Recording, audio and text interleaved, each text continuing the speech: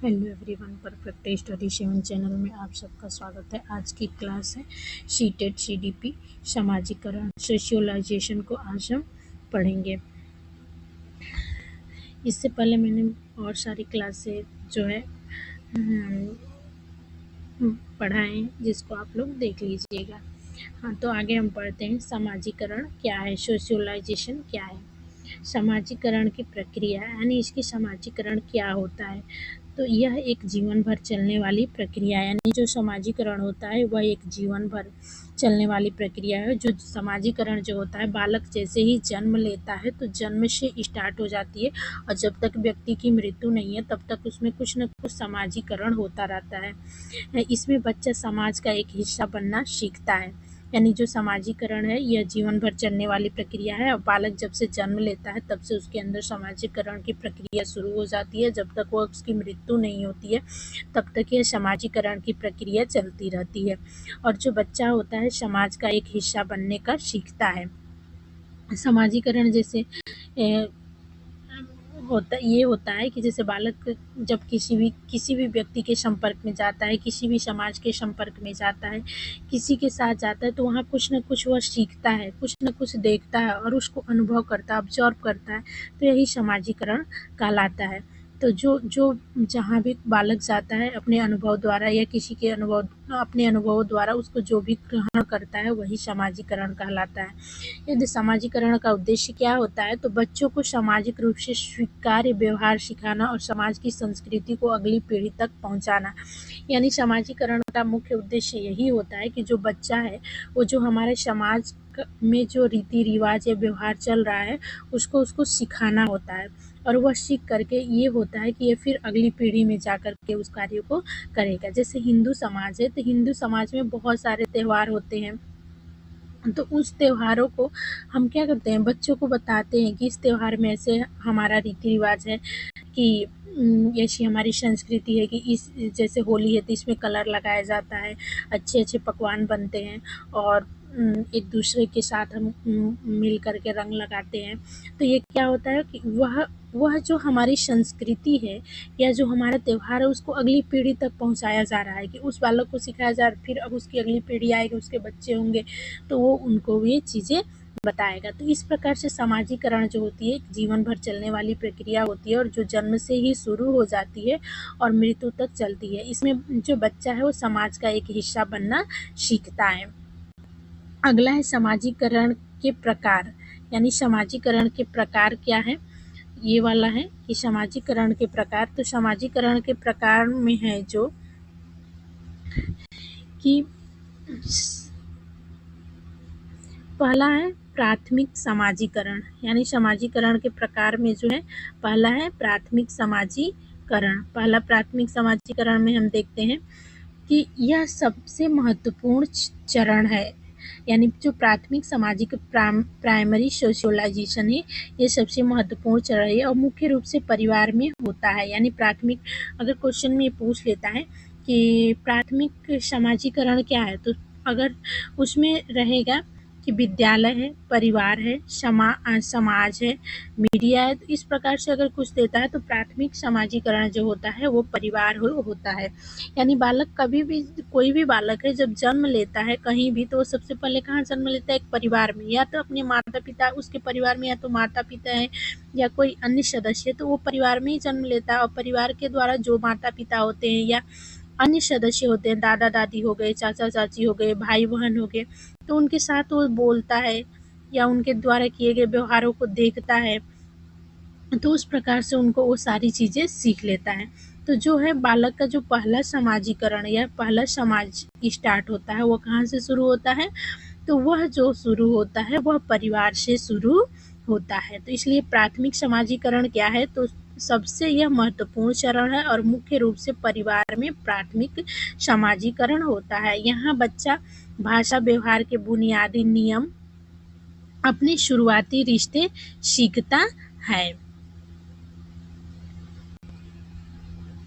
Next हम देखते हैं कि दिया है द्वितीय समाजीकरण क्या होता है, यानी सेकेंडरी सोशियोलाइजेशन क्या होता है। जो द्वितीय समाजीकरण है इसमें परिवार से बाहर के दायरे में होने वाली प्रक्रिया, इसमें स्कूल हो गया, मित्र मंडली हो गया, उसके बाद मीडिया हो गया, पड़ोस शामिल। यहाँ बच्चा सामाजिक भूमिकाओं और जटिल नियमों को समझता है।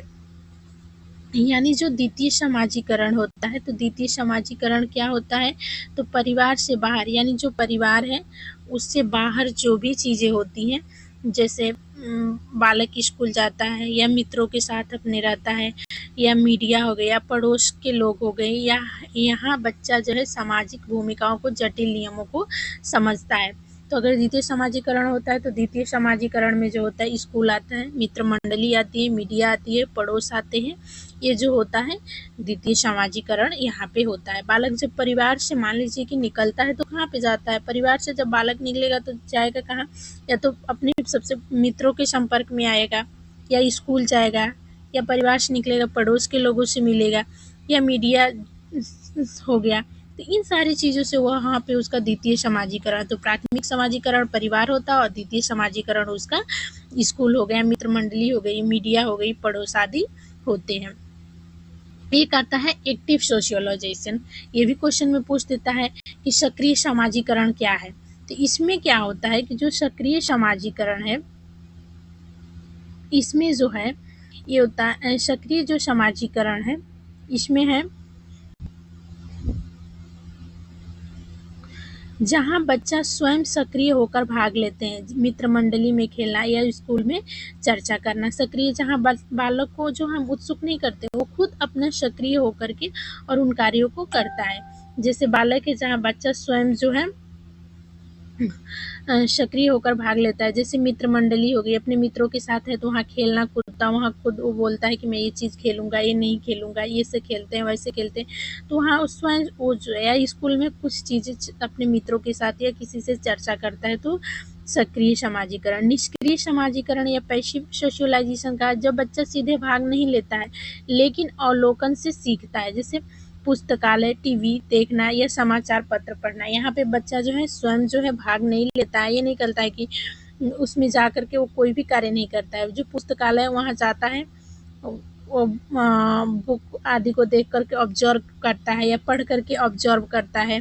फिर टीवी देख करके कुछ चीज़ें, सीरियल हो गई, फिल्म हो गया या समाचार हो गया, इन सारी चीज़ों को देख करके उसमें से कुछ चीज़ें ऑब्जर्व कर लेता है, या समाचार पढ़ करके ऑब्जर्व कर लेता है। उसमें खुद वो भाग नहीं लेता है, लेकिन उन चीज़ों को देख करके, सुन करके या समझ करके, यह अनुभव के द्वारा जो है उसको ऑब्जर्व कर लेता है। तो यह निष्क्रिय समाजीकरण या प्रत्याशित समाजीकरण, एंटीसिपेटोरी सोशलाइजेशन। जब व्यक्ति किसी ऐसी भूमिका या समूह के व्यवहारों को अपनाता है जिसका वह अभी हिस्सा नहीं है लेकिन भविष्य में बनना चाहता है। यानी प्रत्याशित अभी क्या होता है कि जहाँ पे बालक है किसी ऐसी भूमिका या समूह के व्यवहारों को अपनाता है जिसका वो अभी हिस्सा नहीं है लेकिन भविष्य में बनना चाहता है, तो ये प्रत्याशित समाजीकरण हो गया। पुनः समाजीकरण, जब कोई व्यक्ति अपने पुराने व्यवहारों को छोड़कर नए सामाजिक नियमों को सीखता है, तो एक नई संस्कृति में जाकर के बसना।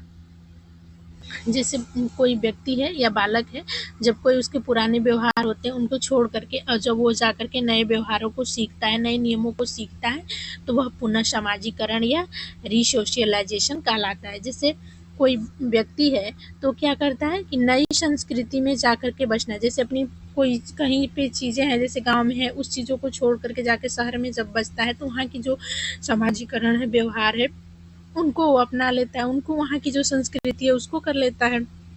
कोई व्यक्ति इंडिया है पुनः इसको छोड़ करके जब, या कोई व्यक्ति है अमेरिका है वहाँ से आता है तो अब इंडिया में रहने लगता है, तो इंडिया के जो कल्चर है उसको मानने लगता है, तो ये पुनः समाजीकरण।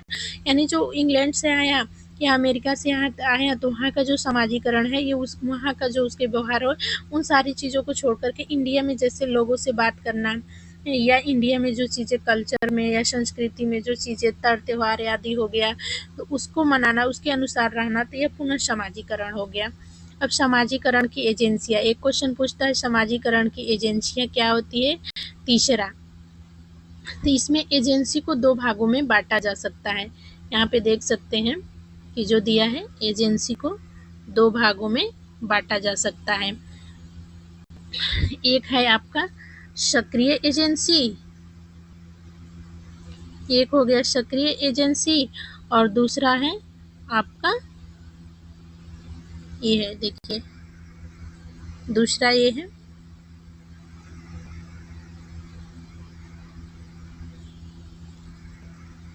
निष्क्रिय एजेंसी। तो जो एजेंसियां हैं इसको दो भागों में बांटा जाता है, एक सक्रिय एजेंसी, एक निष्क्रिय एजेंसी। तो अभी इसको हम देख लेते हैं। सक्रिय एजेंसी क्या है, एक्टिव एजेंसी क्या है। ये वे हैं जहां व्यक्ति का सीधा संपर्क होता है और सामाजिक विकास तेजी से होता है। यानी सक्रिय एजेंसी वह एजेंसी होती है जो बच्चे के सीधे संपर्क में होता है और वहाँ से बच्चा का जो है काफ़ी तेज़ी से विकास होता है। तो इसमें आपका कौन कौन सा आ जाएगा, परिवार अगर पूछ देता है कि सक्रिय एजेंसी क्या है, तो सक्रिय एजेंसी में सबसे पहले परिवार आता है, उसके बाद विद्यालय आता है, उसके बाद मित्र मंडली आता है, उसके बाद पड़ोस आता है। तो सक्रिय एजेंसी जो रहती है इसमें बालक जो होता है या व्यक्ति होता है उसका सीधा संपर्क होता है और सामाजिक विकास तेजी से होता है। जैसे परिवार है समाजीकरण की पहली और सबसे महत्वपूर्ण इकाई है, और इसमें विद्यालय जहाँ बच्चा औपचारिक शिक्षा, अनुशासन और सहपाठ्यचर्या गतिविधियों के माध्यम से समाज के व्यापक नियमों को सीखता है। यानी जो परिवार है समाजीकरण की पहली और सबसे महत्वपूर्ण इकाई है। और जो विद्यालय है जहाँ बच्चा औपचारिक शिक्षा तो आपको पता होगा, औपचारिक और अनौपचारिक शिक्षा, जहाँ पे बालक के समय निश्चित होता है, परीक्षाएं ली जाती है और उसे अनुशासन में रखा जाता है। तो ये औपचारिक शिक्षा हो गई। अनौपचारिक शिक्षा वो होता है जो बालक कहीं कभी भी जा सकता है, वहाँ से जो अपने चीज़ों को देखता है, सुनता है और उसको ऑब्जर्व कर लेता है। तो अनौपचारिक शिक्षा उसका कोई ना तो एग्जाम होता है, ना कोई समय सीमा होता है, ना कोई टाइम टेबल होता है, वो कहीं भी जाता है, जो भी चीज़ें सीख लेता है वो अनौपचारिक शिक्षा। लेकिन औपचारिक शिक्षा विद्यालय में दी जाती है, और विद्यालय में क्या होता है, जो भी चीज़ें पढ़ाई जाता है उसका टेस्ट लिया जाता है, एग्जाम लिया जाता है। विद्यालय जाने का एक निश्चित समय निर्धारित होता है कि इस टाइम पे जाना है, और एक निश्चित विषय निर्धारित होता है कि ये चीज़ें पढ़ना है। तो इस प्रकार से ये जो है औपचारिक शिक्षा होती है। तो इसमें अनुशासन और सहपाठ्यचर्या गतिविधियों के माध्यम से समाज के व्यापक नियमों को सिखाया जाता है। यानी जो विद्यालय है यहाँ बच्चा एक औपचारिक शिक्षा लेता है, वहाँ पे अनुशासन होती है और उसका एक सिलेबस तैयार होता है या करिकुलम होता है, और उसके माध्यम से समाज के जो भी नियम होते हैं उसमें सिखाया जाता है। मित्र मंडली किशोरावस्था में इस का प्रभाव सबसे अधिक होता है। बच्चा अपने साथियों के साथ सहयोग, प्रतिस्पर्धा और मित्रता सीखता है। पड़ोस समुदाय के साथ रहने के अनुभव। निष्क्रिय और गौण एजेंसियां, सेकेंड एजेंसी क्या होती है, तो मीडिया हो गया। आज के दौर में यह समाजीकरण का एक बड़ा जरिया है, लेकिन यह निष्क्रिय है क्योंकि यहाँ बच्चा सीधा संवाद नहीं कर पाता है। यानी एजेंसियां जो है, या मीडिया हो गया, टीवी हो गया, इंटरनेट हो गया, यहाँ पे बच्चा जो है सबसे ज़्यादा यहाँ पे जो बच्चा है रहता है, ज़्यादा इस चीज़ों को देख रहा है, लेकिन सीधा संवाद नहीं कर पाता है। धार्मिक संस्थाएं, पुस्तकालय ये व्यक्ति के मूल्य और विश्वासों को आकार देने में मदद करती हैं।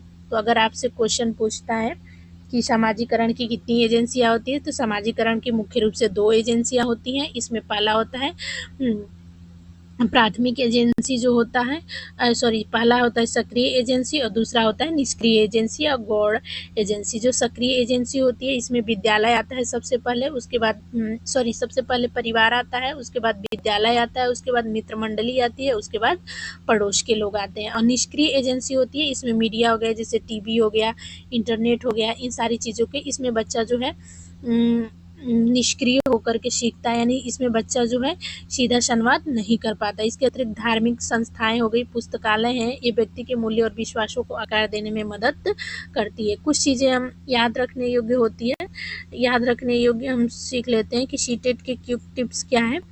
तो परिवार कहीं भी कभी भी आता है परिवार, तो अगर प्राथमिक एजेंसी कोई भी क्वेश्चन पूछता है कि प्राथमिक एजेंसी क्या है, अगर ऑप्शन में परिवार है तो वहाँ परिवार टिक करेंगे। स्कूल और दोस्त ये हमेशा द्वितीय एजेंसी होंगे।